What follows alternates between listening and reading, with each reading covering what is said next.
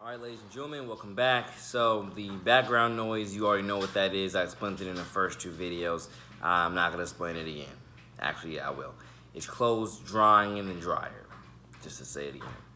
But, once again, ladies and gentlemen, the second video, I literally went very much into the Fearless Girl album / movement with why Sister Jerica is the a cover of it and why I decided to make it for her and etc. Once again, I love all people. I love my friends. I love the children. I love the youth, and I literally seek to honor them and to encourage them and support them through God First Everything in which I possibly God First can, and so forth and so forth. And if anybody, I guess a quick excerpt. If anybody once again wants to know where my love and passion for the youth came from, predominantly I believe it was when I was a junior at Nice back in the 2015, 2016 school year, if I'm not mistaken. I think it was that school year. When I was at Nice, what happened was, like I say, seeing the next generation of freshmen. That class, seeing that class of freshmen and seeing just how talented, how beautiful, sweet, and just you could say precious and adorable they all were. You know, it just the love filled my heart, and that love continuously filled my heart year after year after year. Seeing all these young kids, you know, with their talents, with their smarts, with their brightness, with their stars. You could say even with their scars, and seeing where we could take it, how we could learn, build, and grow with it, and learn, build, and grow from it, and just the support of the next generation, the support of the kids, the support of wanting everybody to grow up in Christ's name, bigger, better, and own it, stuff like that. That's literally where it all came from. And I can rest assure you, I don't know if I was anywhere else, if I would still have the same passion for the youth, but I can rest assure you, all glory be to God, that I do have it now, because I rest assure you and have had it for a couple of years, because it's a beautiful passion to have. It's why I go out to Valley Ridge Academy and support their games. Primarily their basketball games and their volleyball games, and even some of their football games. Even I was only able to watch one, that was versus Landrum this past season. But that's why I've done it, and support their cheerleaders as well, because it's all for the love and support of the next generation. It's all for the love and support of the faculty and staff, the school, the community. Let's come together and let's cheer on the kids.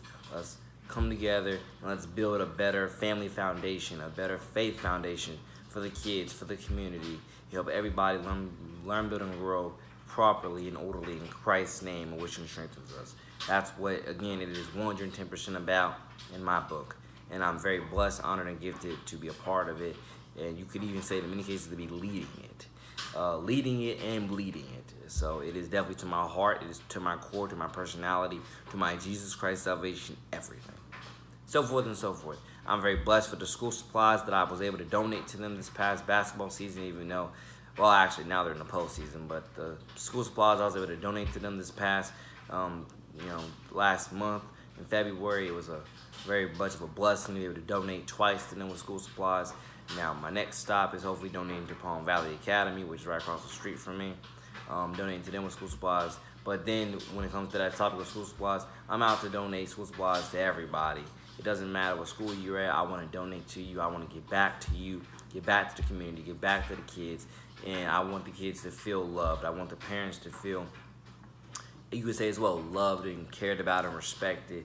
And I want everybody to know that not only does God love you and God want what's really truly best for you, God has bigger plans for you, and He wants you to truly seek the ways of Him in order to accomplish your Jesus Christ salvation destiny throughout all your trials and tribulations, opinions, and testimonies. It's real stuff, it's real life, it's real logic, and it's a real way of life that I'm telling you will lead you more blessed and more prosperous and filled with hope and purpose than ever before. So with that being said, ladies and gentlemen, once again, that's where I go off on a matter of the reason why a lot of places are where they are in our culture and society is because people are very godless. A lot of people are very godless, and they have lied to themselves about God. They have lied to themselves about faith, religion, morality. They've lied to themselves about practically almost any and everything you can name when it comes to purpose, goals, what truly matters, so forth and so forth. And it's not to say I've ever expected the people in the church to be, perfect, because we're not perfect here, at least to the wholesome facts of we are all sinners here. It's not that I ever expected anybody to be perfect, but what I did expect people to do is hold each other accountable. Help each other learn, build, and grow in Christ's name, in Christ's light to shine Jesus Christ's salvation bright. That's what I've wanted people to do. But it seems like depending on what church you go to and what community you're in, what school you're in, corruption is the norm. The problem with that is the corruption is really the norm. And particularly for schools, I know that because I read school reviews all the time. And in a lot of school reviews, it literally is right there in black and white that says they may promote one thing on their website, but they're definitely doing another thing in the schools. They're promoting corruption. They're promoting biased learning. They're promoting just garbage. They're promoting a garbage way of life, and nobody's truly being held accountable for anything. I think it's a shame, it's a disgrace, and I definitely feel like when it comes to the foul mouth of cursing at times, me personally, I do it. I'm not proud of it, but I can rest assure you that I do hold myself accountable, ask God to forgive me, and then number two, and then try what I can to catch myself in the act next time and not do it. That means catch my tongue before I actually fully say the word, or even before I utter it and be like what, So, and that's part of what it is. Ladies and gentlemen, we have to train ourselves to have cleaner mouths, with how we talk, have cleaner actions, with how we go about life. We have to train ourselves with these things. And the problem, I think, is a lot of people don't want to do that, which is one of the top reasons why we have as much disgust and garbage and filth and damning negativity in our life, and, in our culture and society, because people have negatively trained themselves on, I want to say, the devil's works. We have to help hold each other accountable. And the problem that I see within culture and society is almost nobody's holding anybody accountable. And if they're doing it biasly, they're doing it garbagely and wastefully, which is nobody's truly being held accountable, because the people who are truly committing the wrong acts, they're being, it's just its own little lawless system that I can't fully explain. But I can rest assure you that we get better and we grow more when we help healthily hold each other accountable and preach real stuff. Now, it's not to say that we all think the same or are meant to think the same and have the same personalities, because we're not. But I can rest assure you this. I know that Christ is not in a lot of people's lives, and they've lied to themselves about Christ being in their lives. They've lied to themselves about God being in their lives, because I'm telling you this, if as many people who claim God, claim faith, claim religion, if they truly were obedient to it and or saved by it, saved and aware by it, I can rest assure you there's so many rates that would not exist in today's modern day and age. Gun violence would not exist the way it does. Drug overdoses, you could even say alcohol poisoning. 3 right there I can name that would not exist where they do. People who are committing these acts need help now. They needed help today, or needed help yesterday, needed help decades ago, years ago. Who got them the help? Sometimes I'm going to put it out my song title, Save You From Yourself. Sometimes people need somebody out there to help save them from themselves. They need it. And that's another thing we have to practice in today's society, is learning how to save each other from ourselves. Because in many cases, we're all fallen, or majority of us fall. We're all sinners, but you get the point when it comes to, levels of purity or at least levels of consciousness probably makes the most sense. Levels of consciousness, you get it when it comes to levels of consciousness and so forth and so forth. You have to learn how to hold your fellow man accountable and help them abide by God's rules and laws and et cetera, et cetera.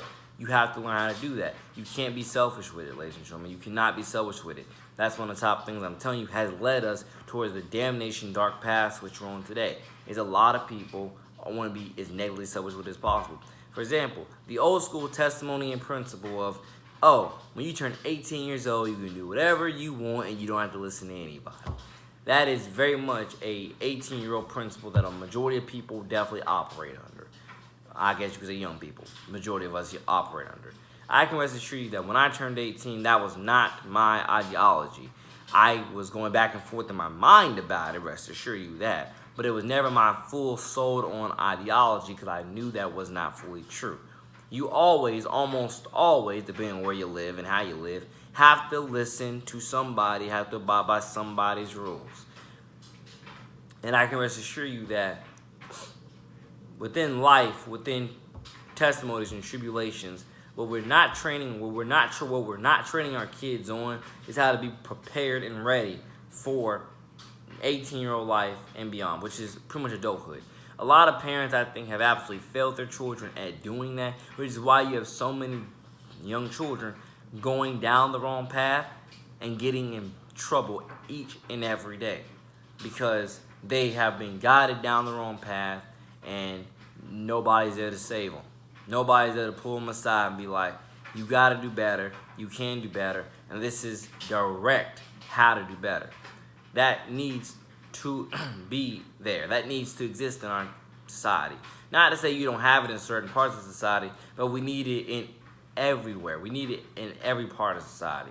It's like I said for my video titled, My Vision for St. Johns County School District as the Independent Ambassador. As I went to Nice High School, I graduated from Nice High School, and I'm very popular over there. Ladies and gentlemen, my vision for not only Nice High School, but for the entire St. Johns County School District, and not just that, but also every school district, is I want these schools to be very much established where you have a support system everywhere you look. There's almost no way you can fall astray unless you willingly want to fall astray. That's what I want to establish within every school system on the, you could say, the face of this planet, but most definitely within here in Florida. I want to establish that to where you cannot go astray unless you just willingly want to go astray, because not only are the rules clearly written here, but they're not biased. They're not double standard. They are, they're not full of BS. They are fair, they're honest, they're balanced, and we are going to not, you could say, and we're not going to punish everybody for the mess ups and or sins of a few, which is one of the top problems I see within so many of our schools. We're punishing everybody for the sins and or the wrongdoings of a few. That's not how you run a school, and or that's not how you successfully run a school. That's how you run a school into the ground. That's how you run a school into the ground and have everybody hate you, hate the school, want to get out of the school, call the school a prison and a jail, and just never want to come back. That's the problem within cultural society. Ladies and gentlemen, I don't know how good I would be a principal or a dean. Teacher, I don't really know how good I would be. But I rest assure you, I would make sure everybody, faculty, staff, student, parents, teachers, name them, I'll make sure they all knew what was up and how things are going to correctly be enforced. Because I'm telling you, I am just disgusted to know that so many schools have been down the waistline, and I guess, yeah, like they've been in the sewers. They've been in the sewers, and they just don't care. All they're there for is a paycheck. I literally was reading a review last night that said the teachers and counselors, they're just here for paychecks. They don't care about anybody, and they're just there for paychecks. How in God's name you get an education and you're only there for a paycheck? Somebody tell me how that makes any sense. Because I don't think it makes any sense. But that's just me. I don't know how good I'd be being a teacher, guidance counselor, principal. I don't know. But I rest assure you, I believe so. I believe I'll probably be one of the most successful ones to ever run a school. Because I'll make sure every student felt loved, cared about, forgiven, and that there's hope for them. Not just every student, every faculty and staff. And I'll make sure things are being dealt with as orderly and peaceful as they could. That means there will be no cover-ups. No cover-ups. Zilch. And when we possibly get on the news for whatever, whether it's good or bad, you will have somebody, predominantly myself, on the front lines talking about it. Because the community needs to know and people need to know you can send your child here, and this is a safe place for them to learn, build, and grow for all the years that they're here. And they're always welcome back. to help out and volunteer.